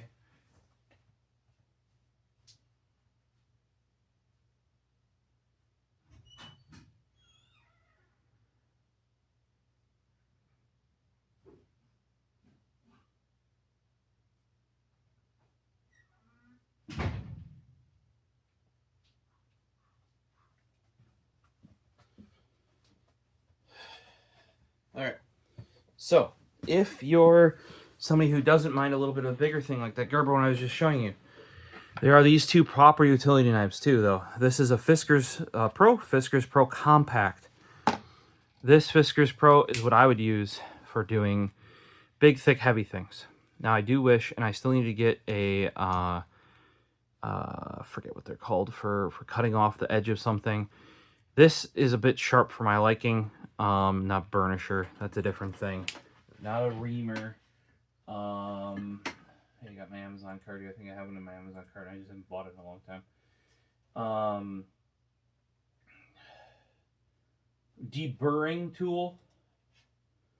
I don't know if that's really considered a burr, but because of how this is made, this edge right here on this one specifically is a little rough. You can just take it and chamfer would be another thing. I think it's a deburring tool. This thing feels amazing in the hand because they've contoured it, especially with a glove on. They have contoured it to perfectly fit. Like, you got your whole hand and you got this at the right angle to, you know, like, and yet also here, this part of your hand goes in right there and you can use it very, you know, like here, watch, this is why that square's there. Boom. Oh. Take it out and put it on in. Now here's the interesting thing. This is why I wonder why they even have the square. DeWalt blade. DeWalt blade in. Close. Stays in. What? Did I just blow your guys' mind? Yeah, it doesn't need the freaking square. It's for their ones that like they use it this way. Fiskers though. Here's another thing about the Fiskers. Unlike Exacto, and these are carbide blades, Fiskers made in the USA. Not saying, oh, pro USA and blah, blah, blah. But if I can, I'll support, you know, USA company. That flicks out real nice. There's a little button. A lot of you are like, oh, you should get the fastback from Milwaukee. I hate fastbacks. They feel built like cheap garbage, in my opinion. Also, in my opinion, the dimensions on a fastback are shite. Like where the blade is, how long it is. I would much rather take a DeWalt, if we're talking like from those brands. However, recently, Fiskers has come out with their own blades. Love them. After I love their blades, I was like, let's check out their utility knives. Actually, like if you see how low profile this actually goes in here, what's really nice about that is when it's in your hand, because of how it's contoured and actually goes into the handle, it's not jutting into the side of your hand and poking you the whole time. Really good ergonomics. Like I said, mine specifically has a little bit of a lip right here that I need to take and like just chamfer a bit off of, you know, hit that with the 45 degree. If this was not metal, I would have already done it using a utility knife like I would on plastic. And you just go, turns out when it's metal though, you need something a bit harder. You know, a deburring tool. Because some of the stuff I did in my industrial design classes was involving some metal work and stuff like that in fabrication.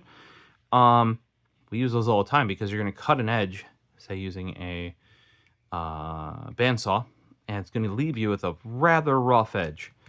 And you just go, and it just kind of just takes the burr off. You know, in this case, I don't know if that would do what I want to here. Otherwise, we may have to get out the Dremel. To get a better angle on it, I may even pop out this hinge here, right there. But yeah, I think this thing, what I find amazing is that this is a classic thing for like a lanyard loop, and they would give you like these old thick, like sometimes leather ones. They always have this style on a lot of things like tape measures. Where does the thick, wide lanyard exist that I can put on here? Somebody please tell me. because I like, for those of you that have seen a tape measure, Milwaukee still puts the little hole for the loop for the tape measure in it, but no Milwaukee tape measures come with it, and I can't find a place that makes like the little strap for the tape measure anymore that would fit the nice Milwaukee tape measures. So do they just keep it there as like a vestigial thing, or what? You know? So I wouldn't say everyday carry this guy. For those of you that everyday carry a fastback, maybe. Like I said, ergonomically, it feels great. My only complaint was, and you see it locks shut properly, is that I kind of wish this side wasn't this stupid flat side with the screws going in. But, you know, once I shave that down, and when I'm wearing a glove, it's a lot of times when I'm wearing a big guy, or I'm using a big guy like this, I'm high chance I'm wearing work gloves. They make a compact version though. And if you're running it, I could normally flick that out, but I would hit the tripod. They fixed the weird thing on this one. The front of this wraps around to here. So you're not hitting. So somebody that made this probably made this guy and used it. So you see there's actually like a, I would say engineering wise, not ergonomically. This one's better ergonomically. But engineering wise, they fixed this because this piece is molded and rounded. Whereas this piece, the flat part goes all the edge. Whereas on this one, it wraps around the bottom there. Fully eliminating the issue with this sharp, because it's just a flat piece of metal bolted on to this side. So I have a feeling that this one was designed later on. And it was improved. I might be wrong. Y1203, wait, what? I have to imagine that that's when they were made or something, like first month of 2023 or something, not a model because they're the same. Compact one. This could very well be like here, Prybrid. Yes, it's flatter, but like this one's smaller. And I would argue ergonomically, this crushes the Prybrid. Crushes it. Way more comfortable. They still did the little swoop in. They can't do it as much because the body's not as big. This has a rounded body, whereas this one does have a flat back on it because it is the compact. It would be quite a bit thicker if, like, it's basically missing half the knife. So there are some, but I think the person that designed this bit that holds it either was on the team that did this one or ran into that, because why else would you wrap that around? I don't think they would have needed to. But yeah, same thing here. Push that. Oh, wow, look at that. Super easy to change that blade out. That's just me being able to not put it in the hole. And it's lockable too. So this metal bar, you can't just be like, oh, you can just slide up. No, you have to push down, slide up. Great mechanism. Love these. These are the two that are actually on my toolbox now that I use. The only thing that they're missing, and they have on similar tools, or like one other one, is like you can't adjust how far the blade is out. For certain things that might be useful, the one that's still in my tool bags that I used on site was a DeWalt.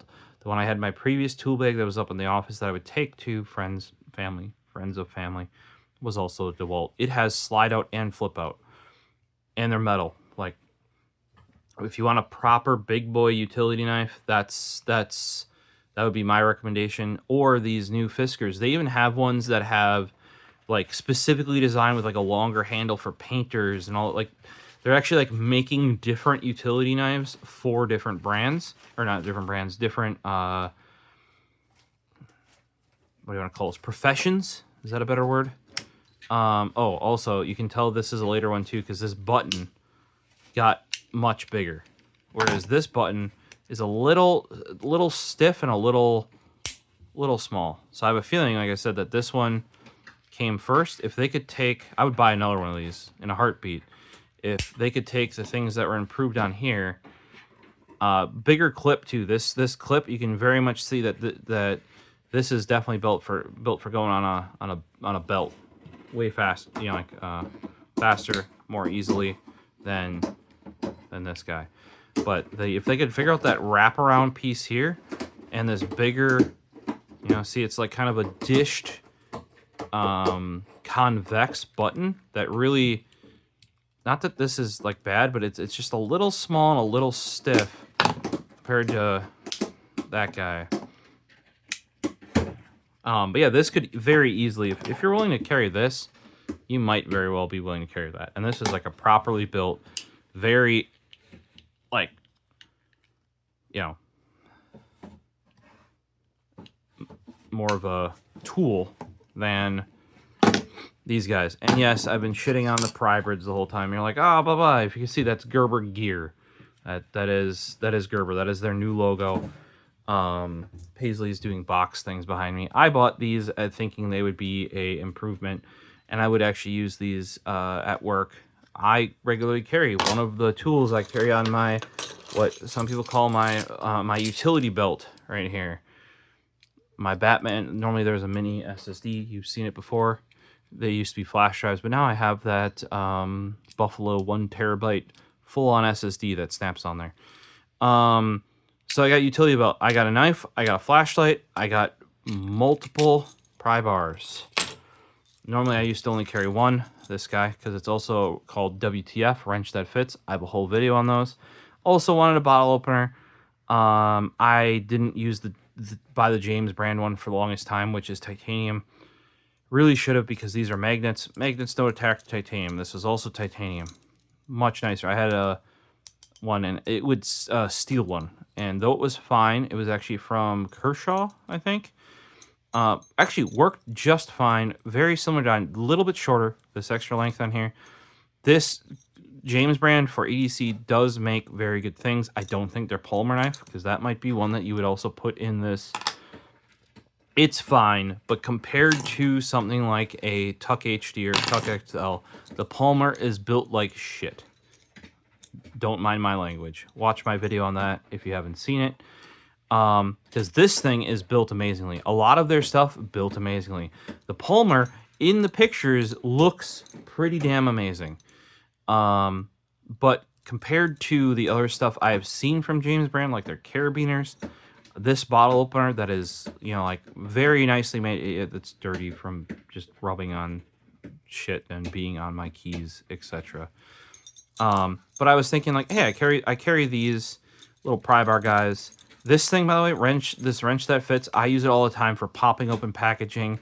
There's like those tabs on cardboard boxes. I would often use a knife. Once I got this, I didn't have to really use the knife blade for that, which would sometimes poke in, and you know, like you just kind of like, it's like an extension of you, except you know that this is like got some strength, some rigidity. If you need to pry something open, get at a, it's just, this would do the same thing. You know, this is meant to be a little screwdriver. This is also a flat screwdriver, not as a screwdriver, more supposed to be a pry bar. And each one of each of these sizes is a nut for, what are you doing? You crazy kitten. Is like a nut for, you can put this on and kind of like twist it off with like a two-sided of the 6. So what I was thinking is, with this pry-brid thing, it looks like a little bit beefier. Yeah. The amount of concessions they made to make this is insane. It is, in my opinion, unergonomic. Every part of it. Yes, I have the yellow, so when it's at work, I know it's mine. But yeah, it's covering Gerber. But some people love these. I believe later on they were introduced with a pocket clip, probably bolted onto one of these screws or something. I never use this, almost never, I should say. And you can see like the stuff's coming off the screws. It's just shit, kind of is shit. I'm sorry to say this, but, and like the build, this bulk could be way less bulky. This top layer could be as thin as this bottom layer. Why not? Oh, is it something better to hold on to? I guess, maybe. But it just, also the amount of wasted space. Okay, do you see how much like material there is top and bottom of this? For this. Okay, for example, there's a literally, look at that. there's so much less on this Fiskers, which is like a proper utility knife. Here, even here, there's less material on this bigger utility knife from Fiskers, and this has like quick release, whereas this thing's quick release is you take the sled that blade is on, shove it out even more, and you just bend this metal out of the way. So I don't see the pry braid as being a reasonable EDC. And then there's enough play in the damn thing where you got to push it down to get it back in. Also, ergonomically, I can't fit my whole hand on it because it wants to index on this thing right here. Even if I push it up here, this feels awkward as hell. Okay, if you put it like this and you want to put, no, you're not going to use it like that. You're going to use it like this, right? But then the pinky is off. I'd rather not even have a position, but then the pinky is off into this, like, you know, because everything's got to have a bottle opener sort of nonsense. Same thing as here. This is where I'd say the mini might be better, is because this would be flat top like this. Yes, you don't get a bottle opener, but like, also I'd have to test to see if this is a good bottle opener, because the James brand one is considerably better than the Kershaw, and that just comes down to amount of leverage that it has and how, because the Kershaw you actually had to push on the end that was down and lift on the back at the same time. Whereas the James it's literally just one or even half a finger longer, allows you to pop it. This looks like a standard bottle opener, no problem using that. If you look at the gap on that comparatively though, that is a much smaller, like a 2/3 the size gap on this EAB. Why do I care so much about, like, oh, the EAB, blah, blah? Because these guys are amazing. Literally have had this one 20 years, have used it. You know, it's shown its wear. Got all of those for gifts for maybe around 2012, I want to say I did that. I know some of them still use it today. They might not use it as an everyday tool, but it's either in their car, or my grandpa for a long time was carrying, like, he was using it as his money clip. Now he's older, he does not. I need a knife, and he actually pulled it out for me, though. Like, he knows, you know, he appreciates it. This thing, though, like, yes, it's got the pry thing. Here's the thing with the pry thing. If you use, I think that's like a nail thing, right? If you use this hole, though, to put lanyardy stuff on here, like this, right? To have a little lanyard or have something, you obfuscate the prying. Unless the thing is long enough to go all the way to this side, like as in the loop, so that you could pull it this way to get it out and then use it. Otherwise, this is basically useless. And on the person that I got one of these, I think I got the other color. I don't remember what the other color is. Maybe it's like a purple or something like that. When we put the carabiner on this side, it basically made the prying part of this useless. Because if you have a carabiner that half hooks here, and it was like one of the S hook ones, if I recall correctly, and the other hooks up here, like, this is just in the way, right? You can still use the bottle opener, no problem, because it pivots out of, you know, and you can. I don't know. I as much as I am pro HD for TUKK HD instead of XL, I've never used. That's like a rope cutter, or I shouldn't say it never. I've used it for cutting those ties on pallets, or on like very heavy, big cardboard boxes. They put those, like, I don't know if they're nylon, but they're like some sort of fibrous strap that gets melted together. I have used that to cut that. Works actually all right. Also, I've done it, you know, it's like I don't want to call it baler's twine because it's not twine, but it's like the plastic twine. That works great for that as well. I shouldn't say I've never used it, but like, don't use this for cutting wires. It won't do that. So like, I guess if you deal with a lot of ropes, it's a thing. But if anything, it's like a place to get shit caught.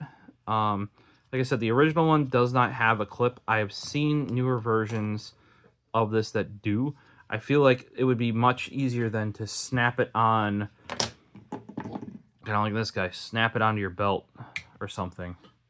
Like, this is genius. Even having that upturned little bit to hook it on stuff. They thought about this. Even this guy which is, you know, smaller and tucked away, still has that little, like, yes, that'll get caught on stuff, but like it's supposed to, you know, so you can hook it. I think it's better than this little. This one can be fine, but what can happen with the shorter little lip on it is it's not long enough to actually loop into like the fabric. I found that with these. Oh, so you see how tight that fucker is versus, yeah, it's because this is steel. So, and if you thought this one is bad, this one's a million times worse. A million times worse. Same maths, same thing, right? Except, like, you thought it looked funny when I showed you this guy out. You know, it looks like massive, right? Just trying to remove stuff from the bag. Looks massive. Like, this looks massive compared to that, right? You thought that's bad.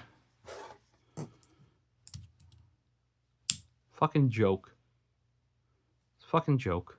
Look at that thing. And yes, it because of this string, it kind of hides the pry driver bottle opener, or pry brid driver bottle opener thing on the back end. Also, what's weird is even though this is a smaller knife, it has the same fitment of, they must intend for your pinky to go in the bottle opener, because the fitment is exactly the same, right? They could have actually done better. Like, they don't need this ass. It could have just been that, and that would have been a better tool. Still way too wide, because they have all this excess, especially down here. I don't know why. It really just to fit Gerber. Put it on the back like you did the big guy. But yeah, look at that. You thought the handle looked big on the full size utility bit. Look at it on the Exacto one. Also, it feels like shit. The whole thing, like, I mean, they're not that expensive, but here you can look at the fit and finish here on this. It's literal garbage. You know, like, as like a proper tool. Then you know, like, my complaints with this extend even further to here. Like, this feels even worse. The fit and finish is even worse. Then you have your little pry bar and your bottle opener, and like a random hole. And then they put in this paracord. Now, if you're wondering, that almost doesn't make sense. For those that don't know, the reason why you wrap paracord like this around stuff is so that when you need paracord, you unwrap it, or you cut it off and you cut it to the length that you need, and then you use it. So this is literally on here for looks. But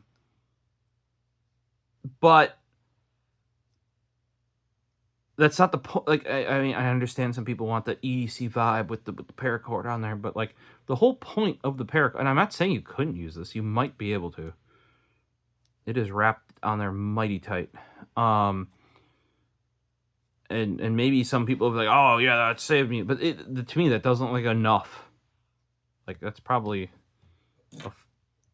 2 foot or something. Maybe it says on the marketing for it, but it's basically pointless, you know. But that is why, if you ever see people with like paracord wrapped around stuff, or around their arm of their backpack or whatever, that's not just to look cool. That's actually has a point of, so you can keep paracord on you without having just like a bundle of paracord, you know, and it can be tight to your stuff. Or in this case, it might actually like add better grip to the tool, but if you need it, you can take it off and use it. This is very much just looks.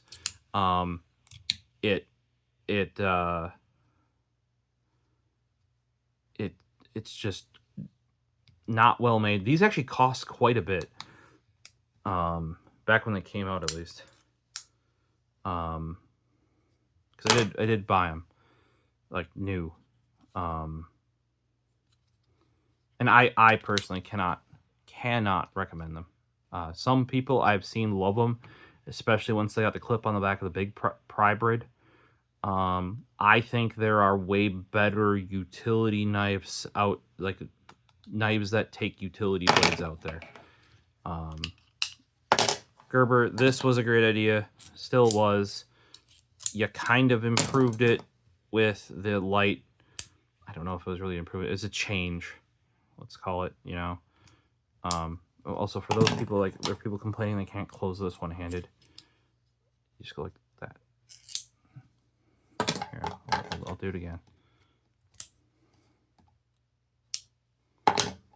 Ta-da! Maybe we'll get to it some other times, but I'd burn out over a ton of all of these. I have a yellow one that I showed you on my keys. This was the one leading up to there. It was not on there long. You can see that it's still in full white, you know, finish. That's a hex finish on there. Junior. I didn't even change this one to a clip because I plan to eventually have this one back on my keys. I kind of was going for like a gray, white, maybe a bit of yellow, or that sort of lime green color, or an orange. But then once I got these yellow ones, I have to rock the yellow ones, right? So this one got taken out of service pretty quick. There is a little bit of wear on it, but comparatively not that much. Then prior to that, this is the original Junior that I got. You can see it's pretty beat. For those wondering, this guy was the original loop. And I've literally, because I'm like, why? These are never going to get looped back on any other keys. So, I literally would. This one has literally gone from this one to this one to this one, and then I did buy a new black loop, or I might have already had an extra black loop for this guy. No, that was bought because that's like a painted or a Cerakoted one. Because I wanted to match the yellow. But otherwise, this loop has been on all of my Juniors up until this point. And you might be able to see by some of the bendiness on these. I didn't buy these clips for these either. This one's a little cockeyed too. These are ones that I bent and took off of, you know, like this guy, for example. That's actually probably one off of the one from my Geek Squad era. You can see where it's got kind of these like pursed lips right there. That's from when you overextend it. But these, I knew they'd basically always be just in the basement. And or at my tool areas and or at my workbench sort of thing. So I wasn't ever going to be putting a loop back on there. And I don't really have to worry about it falling off my belt because it's not really going to be there ever. They're magnetic on this side, so you can just stick them on metal things. This was my second one. This is like sort of like a military sort of camo-y vibe. Yeah, this one's just anodized, 2 different colors. I think they literally just picked colors, they randomly chose them, and you got what you got. This one was a little bit more specific once, you know, because this is early on there, like first batch of Juniors, or it might have been a second batch because I missed the first batch, but, you know, then they're doing anodizing with some kind of funky designs. They're under the Cerakote, this nice, clear white Cerakote. Wish I could have got a, you know, like a hex one of these, but that's, I think, when I got my carbon fiber and copper one. So that one also looks way more amazing than this does. But yeah, I wanted the white to kind of match. I think my wallet at the time was like a gray with a white shell. I think if you guys seen that in previous videos, that's what that was to match. And to be truthful, I do like the white with the just raw titanium vibe, you know. So this may end up going back on there. Another one, like I showed you guys, these cheap knockoff ones, they even put a little flippy tab on it too. Whereas these guys, you gotta kind of hold it and you kind of flick it down, or you put right on the screw, and you use the screw as like a turning thing, because these don't have the screw because they got the quick access. They actually give you a little stud that sticks out. Granted, I want to say about half of these came with that stud loose as hell. But you just go like that, and then they open up. A little bit loosey-goosey, though.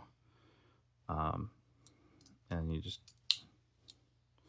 Now what I've done on a number of these is I actually stuck magnets under that clip there, so I can just magnet them on things in the garage that we have that are metal, and the file cabinet and the toolbox, so it's just like stuck up on stuff. Ran out of magnets, actually, is why that these don't have it, because I don't ever plan to carry them on a belt. So you just kind of lift this up, slide them under there, got them under this taller part here, one on each side, and use some rare earth ones. They're just slap them on the side of stuff. No problem. This is actually one of my favorite utility knives here. Sadly, you know, I can't get blades for it anymore. And you're like, what? What do you mean, why? This is the Gerber Transit. Gerber Transit. And this is specifically the folding utility knife. They also had one with a little metal piece on it that had like a tape cutter, and you could set it different depths for cardboard. These were like, technically, should I have this? No, or not technically, but like this is more of a corporate enterprise product, as in they expected like companies or factories to buy these and outfit their. That's why it's the bright orange rather than the. I mean, you did see that the one you can buy at Walmart, the like bigger handled version, the EAB. Whatever, I already forget what it was called. That's also orange, but this was like intended to be, like I've worked. We got a lot of cheese factories around here, so worked in a cheese factory before, and you know they have specific, and they actually have safety ones where when you push on this, it actually, when you let go, it actually collapses the blade for you. So you don't cut yourself, because apparently people move real quick and they have a tendency to cut themselves. I don't know what industry that this was intended for, but this is the best. Like, do you see how this lines up on the fingies here? Best ergonomics for this small of a size that I have ever owned. And that's why I still keep it, even though I don't have any more blades for it. And you're like, how can you not have blades for it? Well, we'll get into that shortly.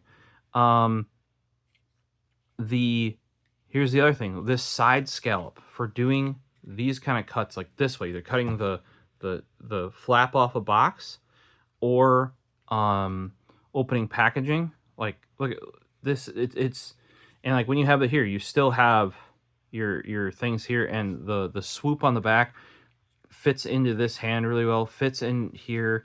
You can see I've used this thing a ton by how worn out this rubber grips are, right?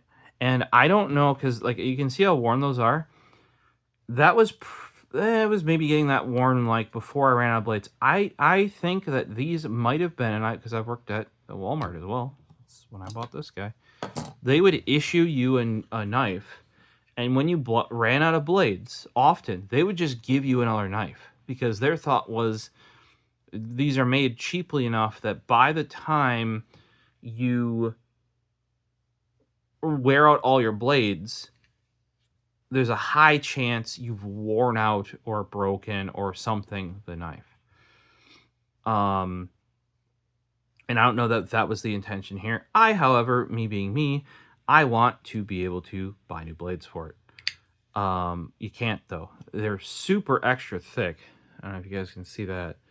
And you can buy from Stanley. They have heavy duty blades, which are that thickness. Like these DeWalt ones are. I kind of already showed you. They're already a little bit thicker. But you'll soon see the issue here. The angle is different. If you can tell that. But not only is there a thickness difference, they cut these at a slightly different angle than your standard blades. And I have no fucking clue why you would ever do that. So, and here's where I think they were intending, because this packet here is, and I actually have some of these that came from some other knives I have that I actually put 5 blades in. And I have like one in my thing at work. I have one in each of my toolboxes. It's a thinner version of this, but just to keep good blades, right? These are not the same dimensions. I don't know if you can tell by the grind too. They're like special utility knives. But by making them special, you make them, in my opinion, they're like double ground because they're beveled and then like you can, I don't know if you can tell, but they're thick. THICC, and I tried some of the heavy duty Stanleys in this thing, and they do not and will not fit. Now, I think this is something, if I could get, and you can kind of see, I haven't stripped it out yet, but you can see some wear on the Torx. I've tried to get these apart. I've not tried with an impact, but I don't know if you can tell. This is 3 layers of probably steel. So I can actually get those apart, like get this off and then get them apart. I might be able to take a Dremel to the inside of this and make a standard blade fit. If I recall, they're more pointy too. Like there's just some dimensions that just don't line up. And it's like a double thick, here, it's like a double thick blade, which I can get heavy duty Stanleys. But just some of the dimensions in places where it would matter to make this fit. Here, you can see it's just a hair. You know, like literally. So yeah, that's why I even kept all of my old blades. Some of these are worse than others. That's why they're turned different ways. That's also on my 5-blade like packs. I will flip them. Or if blades have storage on the inside, if they go blade up for good, flip them over, put them back in, blade down for bad. Do not just throw them in the garbage. Put them in like a sharp spin, or at least tape them up or tape them to something so they don't poke people. You know, by God, do not just throw really sharp utility knives into the garbage. Like I just take, and I don't have like a true sharp spin. I just make, you know, take a random old Tupperware you're about to throw out or something and make that into a sharp spin.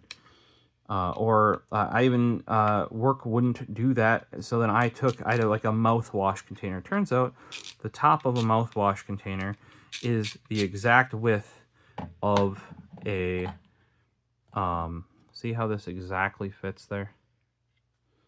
See how it literally straight down the middle of that hole? I'll show you now. They're so thick. They're so thick. If I take this DeWalt blade, if I recall correctly, I put it in here. See?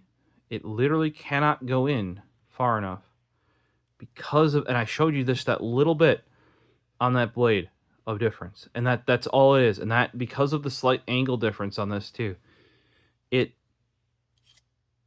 will not. Why would you do that? I mean, I understand if running those ones that had that self-retracting blade, they had a hole like the Fiskers, and they had a different, like they weren't a full blade like this, because you couldn't flip them as well, because as a safety thing, they don't want you to actually have to deal with the sharp bit, right? That's for like factory use, you know. If this was intended that you're so close to just a normal blade, why would you not just use, also this is designed like one of those screws for the EAB, so it has like where you can use a coin. However, if you look at how few threads there are compared to that one, you can't. You straight up can't. and getting it started is such a pain because of that. But there you go. See, we're in now. Because it's very thin.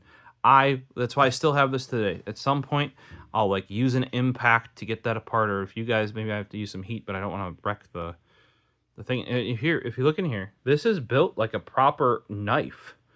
These are scales on the outside of a steel frame. Like, love this thing. The rubber did break down, like as I was using it. Yeah, the reason why I stopped, and realistically, I don't know that. Like here, this is kind of weird about it too. I don't know that it needs to be this pointy over here. Right? Like, yeah, the scalp's good, but I bet you could round that off and still be just as good. I mean, it to be truthful, like where you put your thumb, you know, it's pretty good, but I would have like probably made it not as pointy. Like, you can just round that off, kind of like this one is, or like that edge is. But I've always loved the ergonomics, and it's also really small. It's about the size of the compact Fiskers, right? This can get swapped too with that screw. You can flip it left or right. Like it was like a combination of like Gerber's knives at the time, but with utility knife. But like it, this fits my hand so well. Like this scallop specifically, like this too. It's so that's why I still have it, even though I got no blades. In the hopes that one day I can take it apart and just grind whatever is in there. Yeah, that makes that angle be slightly different, with the blade being slightly longer or shorter. I mean, because even if I can't use these thin DeWalt ones, like I said, Stanley makes heavy duty ones that are that thick. Like they're so close. And it's weird because if you're gonna take a proprietary blade, you'd think you'd take it further and make it like unique in some way, like this guy who doesn't even need the proprietary blade. Use something like that.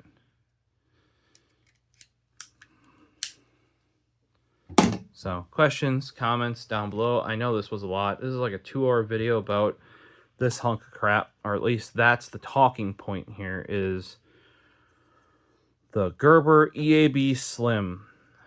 It sure is slim. It sure reminds me of something that, you know, had a pretty big story about it.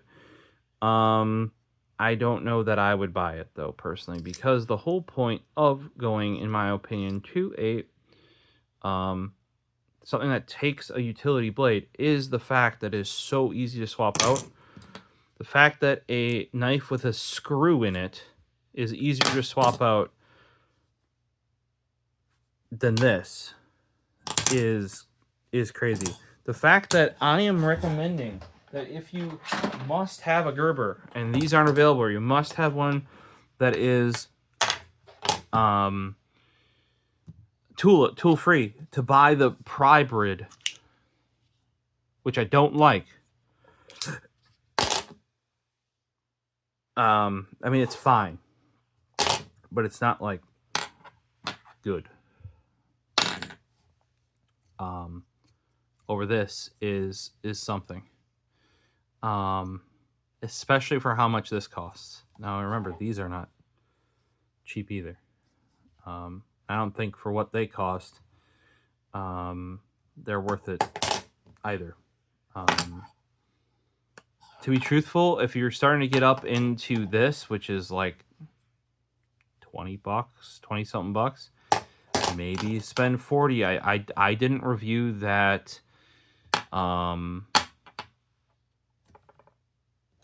James company, Palmer, very highly, but it's 40 bucks. I forget how much these are, the Bob box cutter.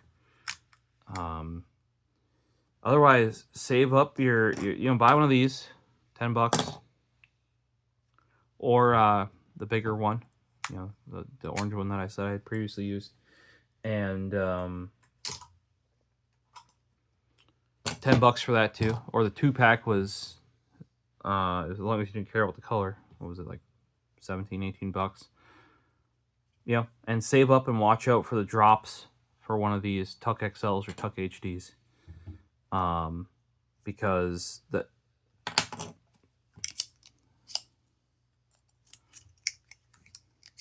like that, genius, brilliant. People have knocked that off. Not as good. I've tried a lot of them. There's probably even videos on this channel of me trying them. There should be a new video coming eventually on the knives that ABE made. Still haven't assembled them. They use the snap-off blades, 2 different sizes. That'll come eventually, but I had to check this out because I have been a fan of Gerber's EAB line for, I want to say, near 20 years since this came out. And I've run one, like I said, this one's a little loose in the hips. But this guy, since 2010. So, and last time they came out, you know, like I had the bigger utility knife one, actually very good. It has a patent down there. I think that is for that mechanism. Good mechanism. Actually quite comfy handle, rather thick. I think the handle's even thicker than the bigger, smaller, but it's thicker than this Fiskers Pro. Super grippy too, like the way that they knurled that. Actually a pretty brilliant, for $10, like I said, gladly gave it off to a coworker. They used it the whole rest of the time they were at the job beyond me being there. I would not wish this upon them. You're going to cut 8 boxes and have to swap this blade, and the danger level of dealing with a thing smaller than the blade to swap the blade out is, if they made this retain somehow, like be able to pull out kind of like the Prybrid that I just threw at myself, where like it at least doesn't come out. You know, like it could live right here without any problems. I think it would be like a billion times better if it could live right there. And then there was some way that it would stay here. And unless I'm missing something, I don't see that. There's obviously a reason why this little peg thing is here. But this ain't it, which is a bummer. And I will probably, like I was thinking, oh, I'll buy the Slim and then I'll buy the Mini. Based on the pictures, the Mini is just the Slim without the clip and without the lanyard loop with a split ring. Is this worth $16? No. Is this worth $10? Yes. Is his bigger brother worth $10? Yes. Them together is 17 or 18 bucks? Yes. Buy that instead of this. Rock that. Or go out and buy these cheapies. You don't have to care about them. It was like 6 for $20. I'll see if I can find them again. Throw them in the description. I'd take that over this too. And at least you don't have to care about these.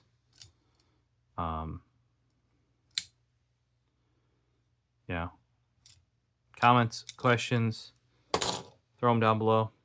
Hopefully we'll see you in the next one. If you made it through this whole video, let me know.